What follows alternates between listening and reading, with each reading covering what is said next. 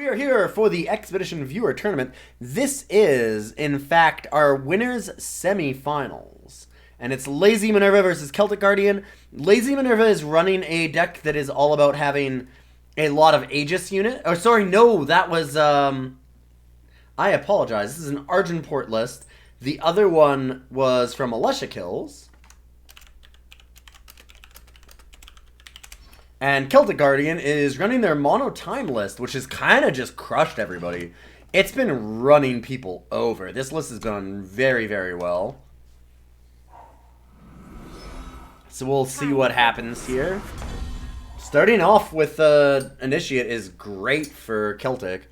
I imagine Lazy's going to want to kill that fast, but there's only so many Annihilates that you can have, and you know that Celtic7Guardian's deck is full of big dumb idiots.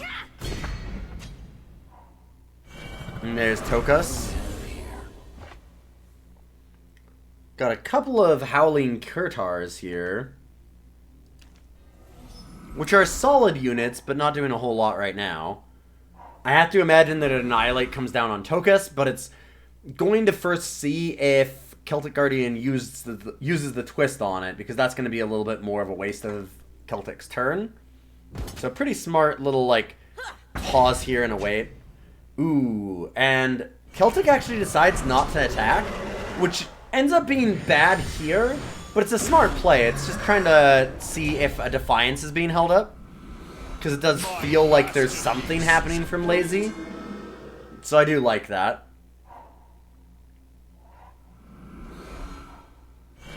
Wow, and then Gnash comes down on turn 4, in fact. Turn 3 Sandstorm Titan into turn 4 Gnash seems pretty good.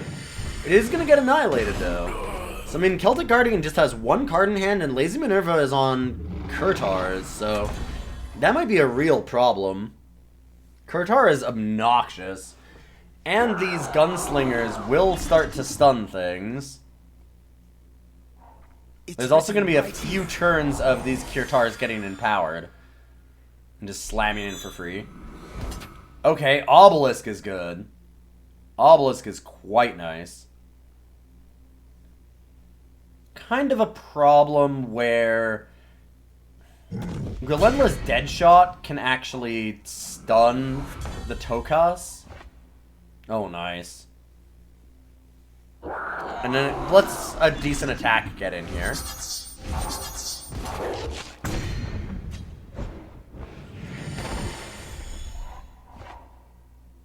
Yeah, 10 damage in the air for every power card is going to get scary fast. I'm wondering if we're going to see a twist here to up. Yeah, so that'll actually see the Xenan Obelisk become a little more powerful. And also just allow the Tocas to get in if they want. Ooh, a deadly Overwhelm there is sweet. It's also really nice to have the 3/3 coming in. And LazyMinerva's opting to block, which, sure, can certainly make some sense. I was thinking that they might not, and just try and wait on the Kurtars. Try and get 10 damage and just race here. Silence the Tocas and kind of stop a little bit of this Xenan Obelisk beat. And we're seeing the Praxis go down. I almost wanted to see LazyMinerva to take a different tact and race, but I can totally understand why they didn't. It would have been just a different line, not necessarily a better one. I'd just been interested to see how that game would have played out. Celtic7Guardian is just one off from Xenan Obelisk being extra again. Emerald Coin is awkward here. Like, just to point it out, you want to be able to play it post-combat, but of course, it's not great with the Kurtar when you're trying to empower as well. That being said, it does work really nicely on that Gunslinger, because it can just keep stunning things. Right here. Celtic just digging. Ooh. And that's a Blade Breaker. And probably the end of Celtic's game. Now we see some real attacks in, and that's a huge swing in life total. I don't know that Celtic has anything that's going to be able to stop that. Let's try this out. Losing both of the initiates, or losing one of the initiates as well, so that we're less likely to have the actual Obelisk go back up to 8. It's just not looking good for Celtic. And that will almost certainly put the nail in the coffin. In fact, if... Oh, I was going to say, if LazyMinerva wants to, they can just stun both, but... they're going to opt for a little bit of a different line. I guess this is also still 12, so either way it still kills. And a close first game, it started out going so well, but then Blade Breaker on Relentless Deadshot was far too much of a swing for Celtic to come back from. And yeah, Celtic just immediately mulligans that hand. It did not look good enough. A little bit of depleted power and no ability to play any 3-drops, nothing that was smaller than 3, so not super helpful. Dawnwalker is going to be pretty key, because I don't think LazyMinerva has a super awesome answer to that. Like, nothing that really silences it permanently besides, say, the Valkyrie. So Dawnwalker could certainly be obnoxious. And we're going to get to see a turn 3 Obelisk here again, too.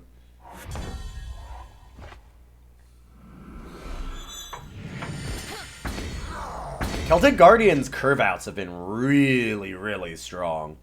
Starting with an Initiate is just such an advantage. Really, we only saw LazyMinerva come back from that game because of the fact that they managed to get multiple Annihilates off very early. And this is... yeah, that's kind of painful. Just immediately having to trade the Deadshot, and then you see another Dawnwalker come down right away. If Celtic had another power, it would have got back both of the Dawnwalkers. Now, though, Celtic... I was going to say, they need another power, which they hit, because now they can get the Mystic Ascendant, and that will buy back both. Are they going to play it? Yeah. I was hoping they would, and realized that the Xenan Obelisk made it enough that they could get out all of the Dawnwalkers, because a lot of times you want to hold off on Mystic Ascendant until you actually have the power to play immediately, especially against a deck like Argenport, where they can just annihilate it right away, and then you're in trouble, right? You don't get any value out of it, and it just ends up being a 4/4 drop for 6. But, yeah, as we saw, Celtic knew what they were doing, and easily wins that with a very, very solid curve out. So, they're not out of the tournament if they lose this. They just go to loser's bracket. Oh, and we're just going to very quickly stop spectating and then respectate. Does have a little bit of a known bug here every once in a while. There we go. And Celtic Guardian with a 3rd Initiate in a row. Oh, that's so backbreaking. Like, that's just brutal. Time to reflect. Oh, no. An Ageless Mentor pumping up a bunch of Celtic Guardian's hand.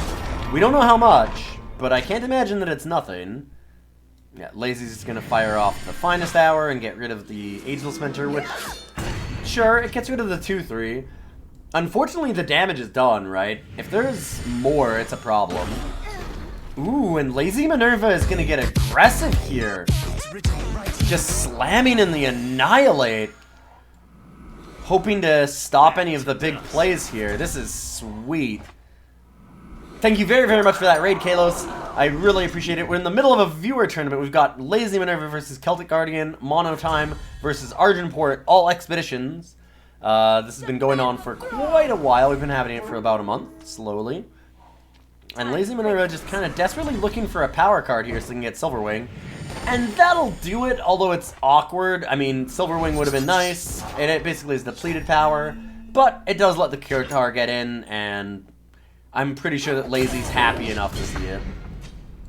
Celtic Guardian, in the meantime, it turned out that annihilating that Initiate was a really good play on LazyMinerva's side. It's a very dicey play in some ways. Like, it's one where you just have to hope that your opponent doesn't end up with the right thing for it. Ooh, boy. But it can certainly lead to Celtic getting punished. And Celtic's not as punished as we think. Because there we go. Saber-Tooth, Prideleader, one of the new cards for Expeditions, just coming down and eating up that Crownwatch Paladin is a healthy little snack here. LazyMinerva still has Vanquish for it, so it's not the worst thing to see. But Celtic Guardian's now starting to get their power base online. Oh, and Lazy's gonna actually take the trade.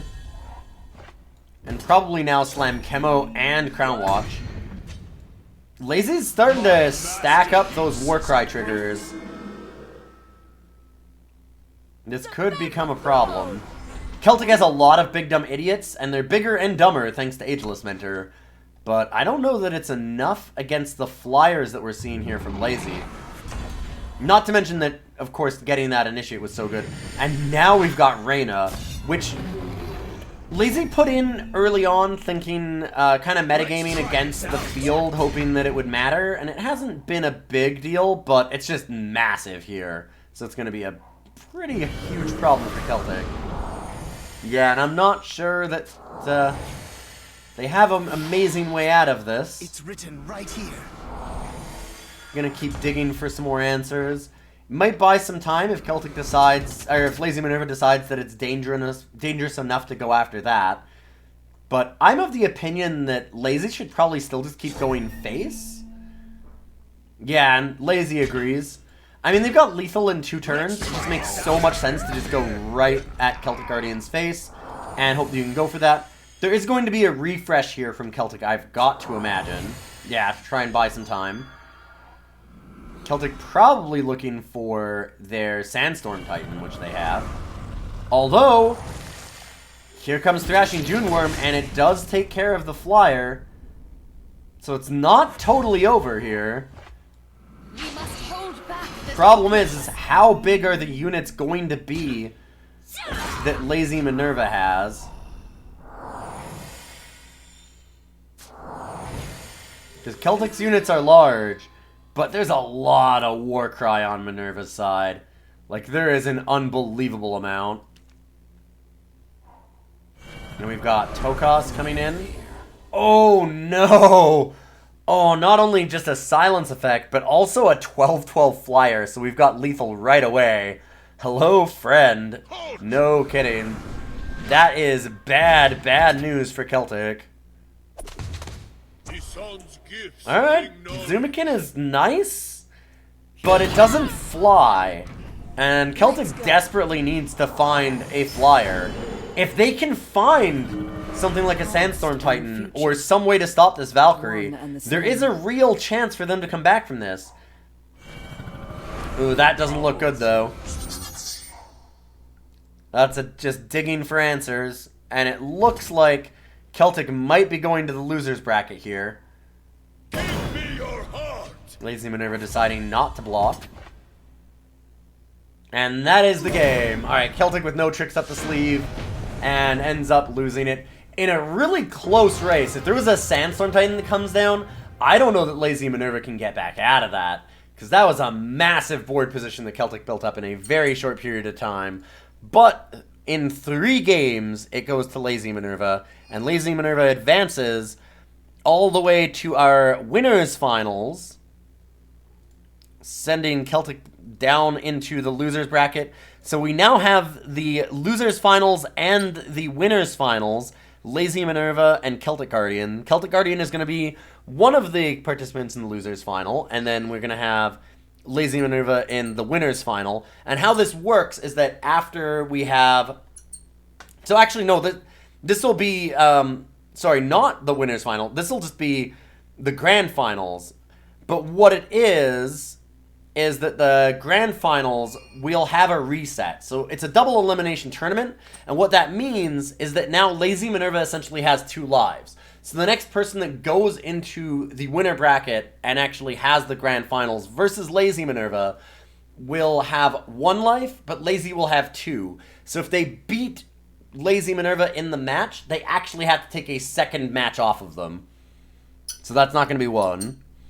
Yeah, and Alessia Kills did get knocked out. We'd still have... The people that are still in the tournament are Deranged Dan, Surf Wizard, Walladil, Celtic Guardian, and of course, LazyMinerva, who is currently undefeated. And we might have a rematch. Celtic Guardian still definitely has a chance to come back, and we will be checking that out as time goes on.